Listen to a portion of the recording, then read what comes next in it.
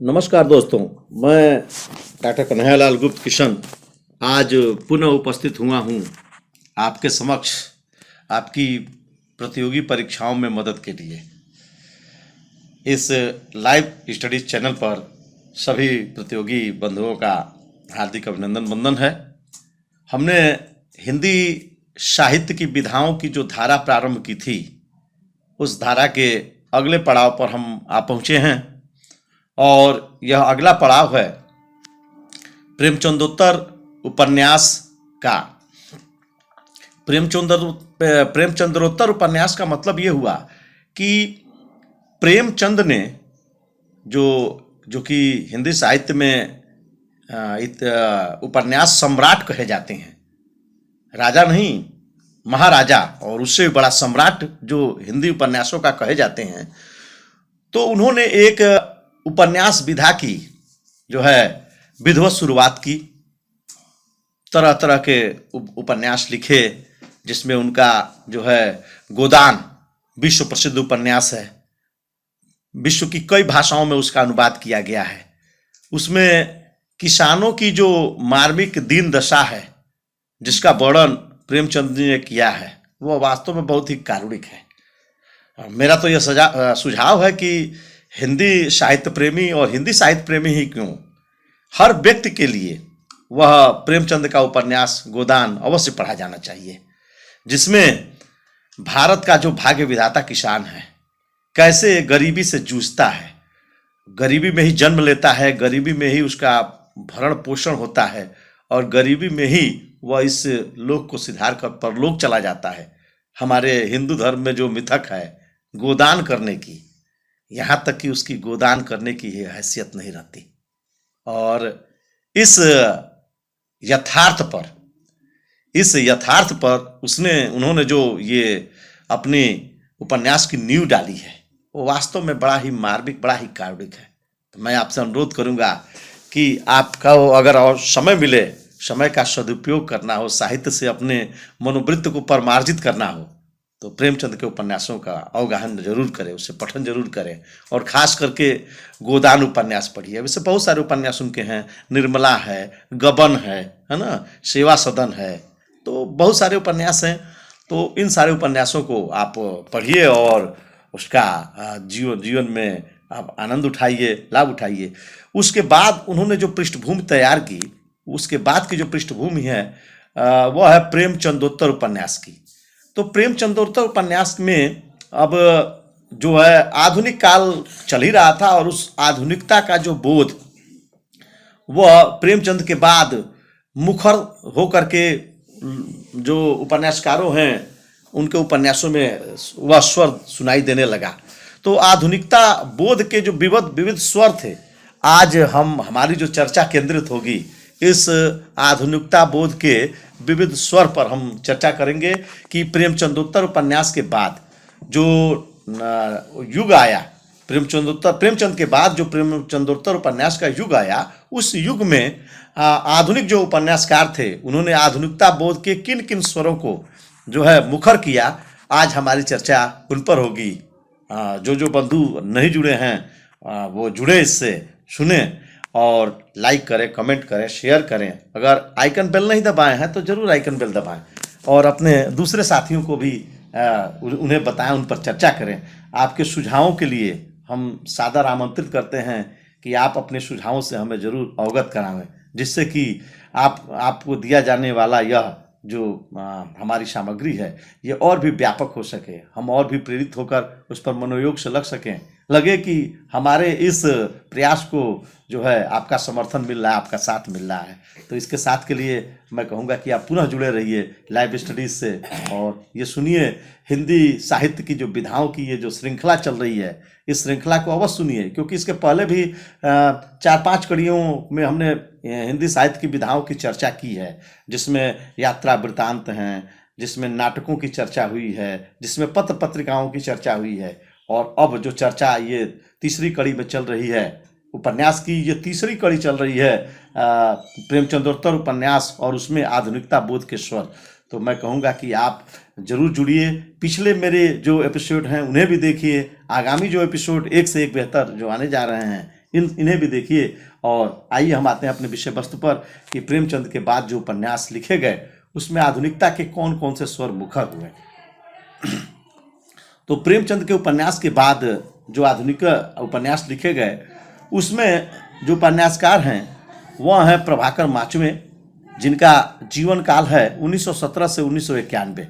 इन्होंने 1940 में परंतु, 1952 में एक तारा, 1956 में सांचा और दोआभा 1957 में, जो 1964 में, किशोर 1969 में, 30, 40, 50 1973 में, अनदेखी दर्द के पैबंद 1974 में, दूत 1976 में, किस लिए 1975 में, आंख मेरी बाकी उसका 1983 में और लापता 1984 में लिखा। नरेश मेहता आधुनिक उपन्यासकार हैं जिनका जीवन काल 1921 से 2000 है। इनका उपन्यास और स्वयं ही उपन्यासकार जो नरेश मेहता जी हैं ये काफ़ी चर्चा में रहे हैं और इनके जो भी उपन्यास हैं बड़े ही प्रसिद्ध रहे हैं, जिनमें इनका उपन्यास 1954 में डूबते मस्तूल, 1962 में धूमकेतु एक श्रुति, 1962 में ही यह पथ बंद था, 1964 में दो एकांत, 1967 में नदी यशस्वी है, 1968 में प्रथम फाल्गुन, 1969 से 82 में उत्तर कथा, ये दो भागों में है। उत्तर कथा उपन्यास का जो पहला भाग है यह 1979 में है और जो दूसरा भाग है ये वह 1982 में है। इसके बाद के उपन्यासकार हैं ठाकुर प्रसाद सिंह, जिनका जीवन काल है 1924 से 1993। इनका उपन्यास है 1963 का कुब्जा सुंदरी। दूसरा उपन्यास है 1985 में 7 घरों का गांव।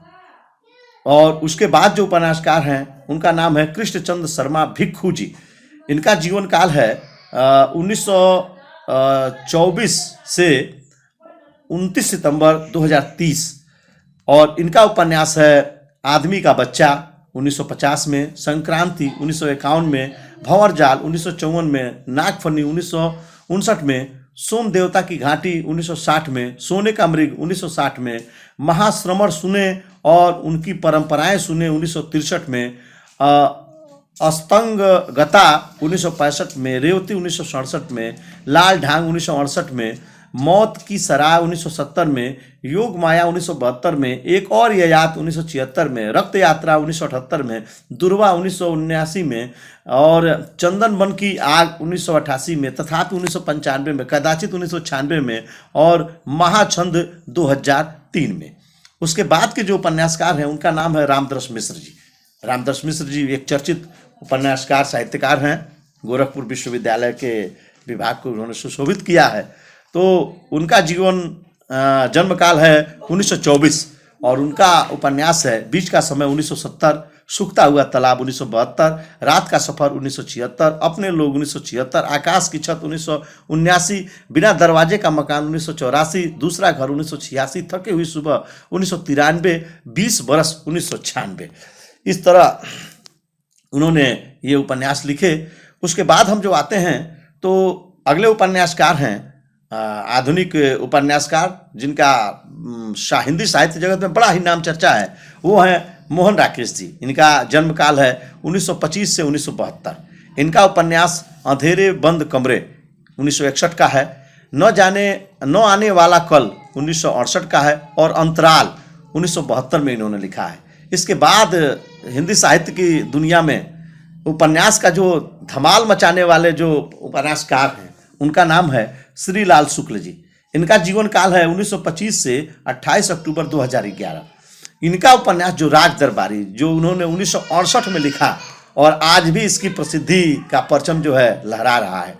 दूसरा उपन्यास इनका है सूनी घाट का सूरज 1957 में, अज्ञातवास 1962 में, सीमाएं टूटी हैं 1973 में, आदमी का जहर 1974 में, मकान 1976 में, पहला पड़ाव 1987 में, विश्रामपुर का संत 1998 में। ये आखिरी उपन्यास जो है विश्रामपुर का संत, ये भी काफ़ी चर्चा में रहा हिंदी साहित्य में।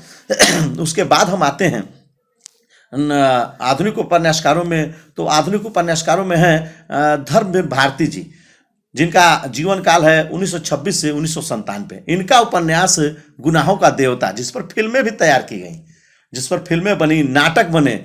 ये उपन्यास गुनाहों का देवता 1949 में उन्होंने लिखा। और इनका जो दूसरा उपन्यास वो जो और भी चर्चा में रहा वह है सूरज का सातवां घोड़ा। यह 1952 में इन्होंने लिखा। इसके बाद के उपन्यासकार हैं कृष्ण बलदेव वैद्य, जिनका जन्म काल है 1927। उनका उपन्यास उसका बचपन 1957, विमल उर्फ जाए तो जाए कहाँ 1974, नसरीन दूसरा न कोई 1978, दर्द ला दवा 1980, गुजरा हुआ जमाना 1980, काला कोलाज 1989, नर नारी 1996, मायालोक 1999, एक नौकरानी की डायरी 2000। इसके बाद के जो उपन्यासकार हैं उनका नाम है सर्वेश्वर। सर्वेश्वर जी का जीवन काल है 1927 से 1987। इनका उपन्यास है सोया हुआ जल 1994, पागल कुत्तों की का मसीहा 1977, सूने चौखट 1981। उसके बाद के उपन्यासकार जो हैं उनका नाम है शिव प्रसाद सिंह जी। ये बनारस के रहने वाले हैं और बड़े ही शानदार उन्होंने उपन्यास लिखे हैं। इनका उपन्यास है गली आगे मूर्ति है 1974 में, मंजूसीमा 1990 में और औरत ये 1993 में। उसके बाद जो आधुनिक उपन्यासकार हैं जिनकी साहित्य में बड़ी चर्चाएं रही हैं, जिनके संवाद पर बड़े ही इंटरव्यू प्रसारित किए गए साहित्य में, वह नाम है राजेंद्र यादव जी का। इनका जीवन काल है 28 अगस्त 1926 से 28 अक्टूबर 2013। इनका उपन्यास सारा आकाश 1955, प्रेत बोलते हैं के नाम से 1951, उखड़े हुए लोग 1956, उल्टा 1958, सौ और मात 1959 और अनदेखे अनजाने पुल 1963, 1 इंच मुस्कान इन्होंने मनु भंडारी के साथ लिखा। जो इनकी पत्नी थी मनु भंडारी, बाद में उनसे संबंध विच्छेद हो गया और यह पति पत्नी का जो संबंध विच्छेद साहित्य में बड़ा ही चटकारा ले लेके मनु भंडारी भी जो है साहित्य की सशक्त हस्ताक्षर हैं। बहुत सारी विधाओं में इन्होंने भी रचनाएं लिखी। इनकी कहानियां, इनके उपन्यास भी काफ़ी चर्चा रहे। हम महिला उपन्यासकारों की जब चर्चा करेंगे तो उसमें इनकी भी चर्चा अवश्य करेंगे। तो उनके साथ मिलकर 1 इंच मुस्कान इन्होंने लिखा 1963 में, मंत्र विद्या 1967 में, एक था शैलेंद्र 2007 में लिखा। इसके बाद के जो उपन्यासकार हैं उनका नाम है निर्मल वर्मा। इनका जीवन काल है 3 अप्रैल 1929 से 25 अक्टूबर 2005। इनका उपन्यास है वे दिन 1964, लालटेन की छत 1974, एक चिथड़ा सुख 1979, रात का रिपोर्टर 1989, अंतिम अरण्य 2000। उसके बाद के जो उपन्यासकार हैं श्रीकांत वर्मा। इनका जीवन काल है 18 नवंबर 1931 से 25 मई 1986। दूसरी बार इनका उपन्यास है जो 1968 में लिखा गया। अस्वस्थ और ब्यूक नामक उपन्यास भी इन्होंने लिखा। उसके बाद के जो उपन्यासकार हैं उनका नाम है महीप सिंह, जिनका जीवन काल है 15 अगस्त 1930 से 24 नवंबर 2015। इनका उपन्यास है यह भी नहीं 1967, अभी शेष है बीच की धूप ढलने के बाद। और उसके बाद जो उपन्यास हैं उनका नाम है रविंद्र कालिया जी, जिनका जीवन काल है 1928 और इनका उपन्यास है खुदा सही सलामत है। यह उपन्यास इन्होंने 2 भागों में लिखा। पहला भाग 1982 में और दूसरा भाग 1984 में लिखा। इसके बाद के उपन्यासकार हैं राजकमल चौधरी, जिनका जीवन काल 1931 से 1967 है। इनका उपन्यास है नदी बहती थी 1962 में, मछली मरी हुई 1966 में, शहर था शहर नहीं था 1966 में, देह गाथा ताश के पत्तों का शहर, 20 रानियों के बाइस्कोप 1972 में और अग्नि स्नान इन्होंने लिखा। उसके बाद जो उपन्यासकार हैं उनका नाम है योगेश गुप्त जी। इनका जन्म काल है 1931। इनका उपन्यास है उनका फैसला 1977, अकारण 1980, उपसंहार 1980। इसके बाद के जो उपन्यासकार हैं उनका नाम है द्रोणवीर कोहली, जिनका जन्म काल है 1932। इनका उपन्यास है टप्पर गाड़ी 1979, हवेलियों वाले 1980, चौखट 1981, आंगन का कोठा 1985, काया स्पर्श 1987, तस्कीम 1994, बाह कैंप 1998, नानी 2000। इसके बाद के जो उपन्यासकार हैं जो काफी चर्चा में रहे, उनका नाम है कमलेश्वर। कमलेश्वर के उपन्यास जो है साहित्य जगत में काफी नाम कमाए। इनका जीवन काल रहा 6 जनवरी 1932 से 27 जनवरी 2007। इनका उपन्यास एक सड़क 57 गलियां 1957 में, डाक बंगला 1959 में, लौटे हुए मुसाफिर 1961 में, समुद्र में खोया हुआ आदमी 1967 में, काली आंधी 1974 में, तीसरा आदमी 1976 में, आगामी अतीत 1976 में, वही बात 1980 में, सुबह दोपहर शाम 1982 में, रेगिस्तान 1988 में, कितने पाकिस्तान 2000 में। ये कितने पाकिस्तान काफ़ी चर्चा में रहा क्योंकि कितने पाकिस्तान में इन्होंने काफ़ी हमारे जो भारत और पाकिस्तान के संबंध रहे और जो उसकी साझा विरासत है, उस साझा विरासत पर इन्होंने बड़ा ही प्रकाश डाला कि धरतियां तो हम बांट देंगे, भावनाओं को कैसे बांटेंगे, रिश्तों को कैसे बांटेंगे, जो फीलिंग्स हैं उनको हम कैसे बांट पाएंगे। इस पर इनका यह मार्मिक उपन्यास कितने पाकिस्तान काफ़ी चर्चा में रहा और संभवतः पुरस्कृत भी हुआ। हम उस पुरस्कार का भी अगले एपिसोड में चर्चा आपसे करेंगे। इसके बाद के जो उपन्यासकार हैं उनका नाम है महेंद्र भल्ला, जिनका जन्म काल है 1933। इनका उपन्यास है एक पथ के नोट्स 1967, दूसरी तरफ 1976, उड़ने के पेस्तर 1987, दो देश और तीसरा उदासी 1997। इसके बाद जो उपन्यासकार हैं जो पत्रकारिता जगत में समाचार पत्रों में काफ़ी चर्चित रहे, हमको लगा कि हिंदुस्तान के संपादकीय या पृष्ठों पर जो छाए रहते थे, उनका नाम है मनोहर श्याम जोशी, जिनका जन्म वर्ष है 1933 और इनका उपन्यास है कुरु कुरु स्वाहा 1980 में, कसब 1982 में, हरिया हरक्लूज की हैरानी 1994 में, हम जाद 1996 में और टॉटा प्रोफेसर 2001 में। उसके बाद के जो उपन्यासकार हैं उनका नाम है गिरधर गोपाल। इनका उपन्यास है चांदनी के खंडहर 1954 में, कंदील और कुहासे 1969 में। उसके बाद के जो उपन्यासकार हैं उनका नाम है दुष्यंत कुमार, जिनका जीवन काल 1933 से 1975 है। इनका उपन्यास है छोटे छोटे सवाल, जो इन्होंने 1964 में लिखा। आंगन के वृक्ष इन्होंने 1969 में लिखा। उसके बाद के जो उपन्यासकार हैं उनका नाम है कामता नाथ। इनका जन्म काल है 1935 और इनका उपन्यास है सुबह होने तक समुद्र तट पर खुलने वाली खिड़की 1975 में, एक और हिंदुस्तान 1977 में, तुम्हारे नाम 1979 में और काल कथा 1998 में। इसके बाद के जो उपन्यासकार हैं उनका नाम है गिरिराज किशोर। ये भी काफ़ी चर्चा में रहे हैं साहित्यकार और इनका जो है उपन्यास है लोग 1966 में, चिड़ियाघर 1968 में, यात्राएं 1971 में, जुगलबंदी 1973 में, दो 1974 में, इंद्र सुने 1978 में, दावेदार 1979 में, यथा प्रस्तावित 1982 में, तीसरी सत्ता 1982 में, परिशिष्ट 1984 में, असलाह 1987 में, अंतर ध्वंस 1990 में, ढाई घर 1991 में, यातना घर 1997 में, पहला गिरमिटिया जो काफ़ी चर्चा में रहा गिरिराज किशोर का, वो उपन्यास जो है जो पुरस्कृत भी हुआ है। यह उपन्यास उन्होंने 1999 में लिखा। इसके बाद के जो उपन्यासकार हैं उनका नाम है दूधनाथ सिंह, जिनका जन्म वर्ष है 1936 और उनका उपन्यास है आखिरी कलाम, जो 2003 में लिखा गया। इसके बाद के उपन्यासकार हैं रमेश चंद्र शाह, जिनका जन्म वर्ष है 1937।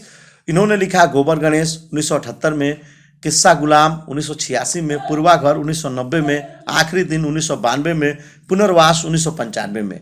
इसके बाद के उपन्यासकार हैं विनोद कुमार शुक्ल, जिनका जन्म वर्ष है 1937 और इनका उपन्यास है नौकर की कमीज 1979, खिलेगा तो देखेंगे 1996, दीवार में एक खिड़की रहती थी 1997।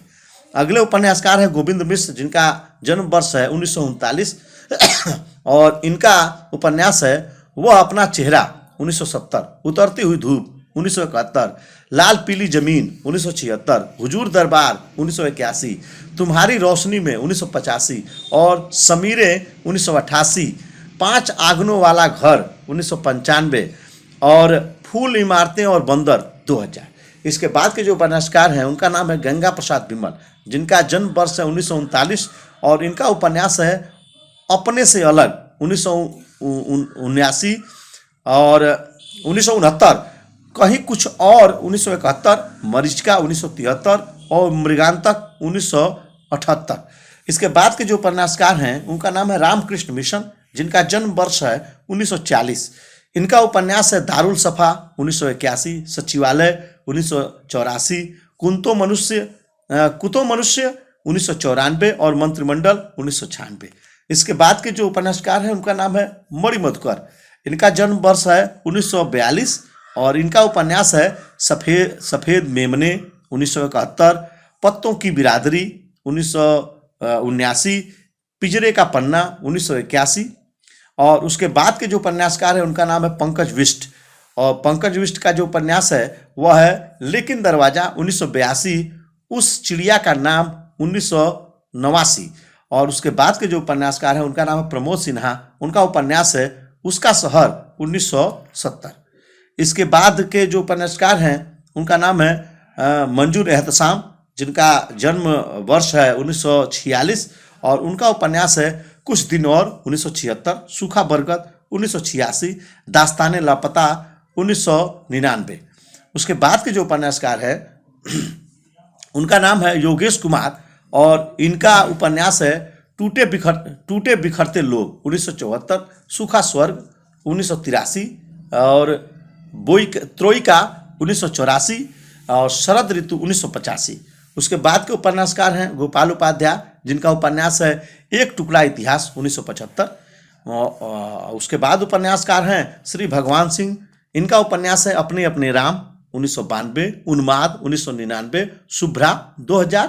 और उसके बाद के जो उपन्यासकार हैं उनका नाम है रमाकांत, इन्होंने लिखा तीसरे देश, छोटे छोटे महायुद्ध, प्यादा फर्जी अदब, खोई हुई आवाज़, दरवाजे पर आग, उपसंस्कार, समाधान, टूटते टूटते स्वर, जुलूस वाला आदमी।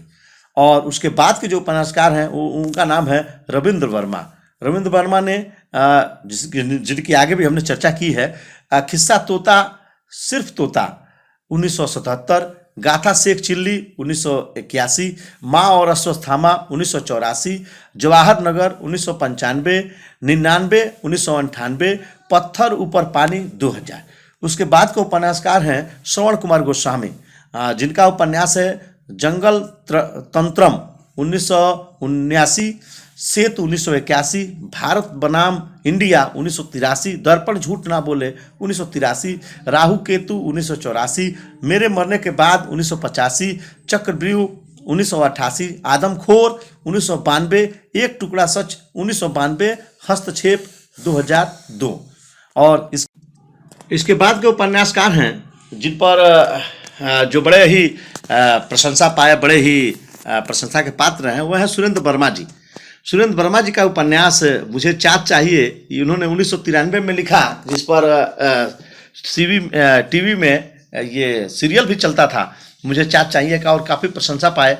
और ये कानपुर विश्वविद्यालय के स्नातकोत्तर कक्षाओं में भी चलता था, जो है मुझे चाँद चाहिए 1993 में। और दूसरा इनका उपन्यास है दो मुर्दों के लिए गुलदस्ता 1998 में। अगले उपन्यासकार हैं प्रवण कुमार बंदोपाध्याय, जिनका उपन्यास है खबर 1978, गोपीगंज संवाद 1981, आदिकांड 1985, अमृतपुत्र 1990, पदातिक 1995 और पंचवटी 1999। अगले उपन्यासकार है प्रकाश मनु, उनका उपन्यास है यह जो दिल्ली है 1993, कथा सर्कस 1995, पापा के जाने के बाद 1998। अगले उपन्यासकार हैं कमलाकांत त्रिपाठी, जिनका उपन्यास है पाहीगढ़ 1991 और बेदखल 1997। अगले उपन्यासकार हैं मिथिलेश्वर, जिनका उपन्यास है झुनिया 1980, युद्ध स्थल 1981, प्रेम न बाड़ी उपजे 1995, यह अंत नहीं 2000, सुरंग की सुबह 2003। और उसके बाद के उपन्यासकार हैं रूपचंद चंदेल, जिनका उपन्यास है रमला बहू 1994, पाथर टीला 1998, रुकेगा नहीं सवेरा, ये है उनका उपन्यास। और उसके बाद के जो उपन्यासकार हैं वह हैं श्री ज्ञान चतुर्वेदी।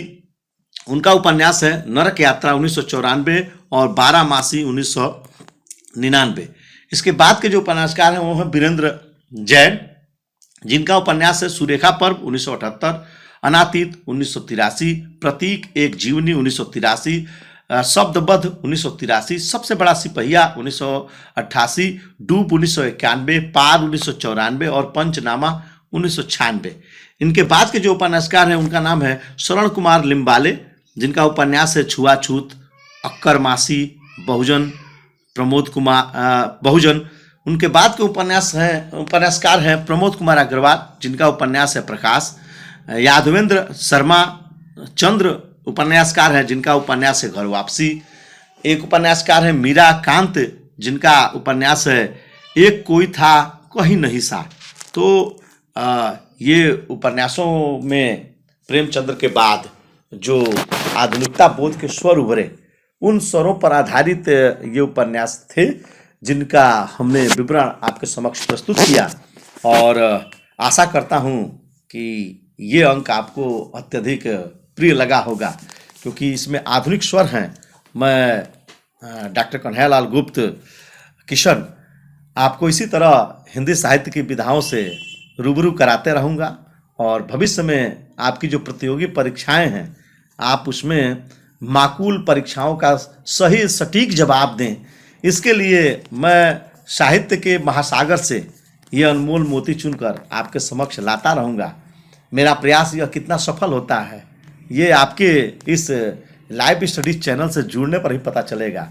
मैं चाहूँगा कि आप अपने सुझाव हमें जो है प्रेषित करें, जिससे कि हम अंक को और भी बेहतर बना सकें और भी परिपूर्ण कर सकें। और मैं आपसे अनुरोध करूंगा कि आप मेरे इस एपिसोड को ज़रूर लाइक करिए, ज़रूर कमेंट करिए, ज़रूर शेयर कीजिए। अगर आपने अभी तक आइकन बेल को नहीं दबाया है तो ज़रूर आइकन बेल जो है टच कीजिए। और इन्हीं के साथ इस अंक का मैं समापन करता हूँ। मैं डॉक्टर कन्हैयालाल गुप्त आपसे विदा लेता हूँ और आपके स्वास्थ्य की, आपके सुख सुविधा की ईश्वर से कामना करता हूँ। इन्हीं के साथ मैं अपनी वाणी को विराम देता हूँ। आप लाइव स्टडीज चैनल से बने रहिए।